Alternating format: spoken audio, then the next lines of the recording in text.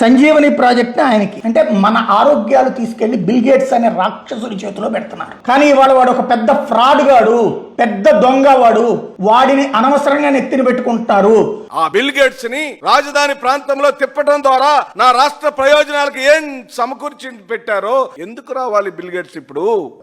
అటు చూడు బే. AP development అంటే లోకల్ అనుకుంటివా?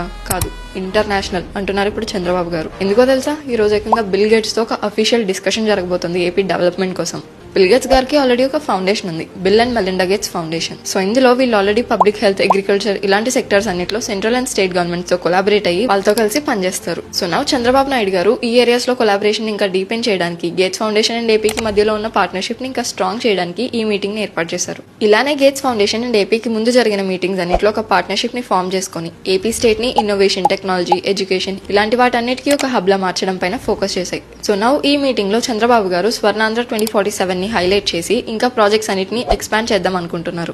లైక్ మెడ్ టెక్ లో సంజీవని ప్రాజెక్ట్ గానీ, అగ్రికల్చర్ అండ్ గవర్నెన్స్ లో ఏఐ ఇంక్లూజన్ లాంటివి గానీ, ఇలాంటివన్నీ స్టేట్ బ్రాడర్ డెవలప్మెంట్ విజన్ లో పార్ట్ గా డిస్కస్ చేయబోతున్నారు. ఏమి జ్ఞానం ఉందో, ఏమి బుద్ధి ఉందో, ఏమి నీకు బుర్ర పని చేస్తా ఉందా, పని చేయడం లేదా, నాకైతే అర్థమే కావడం.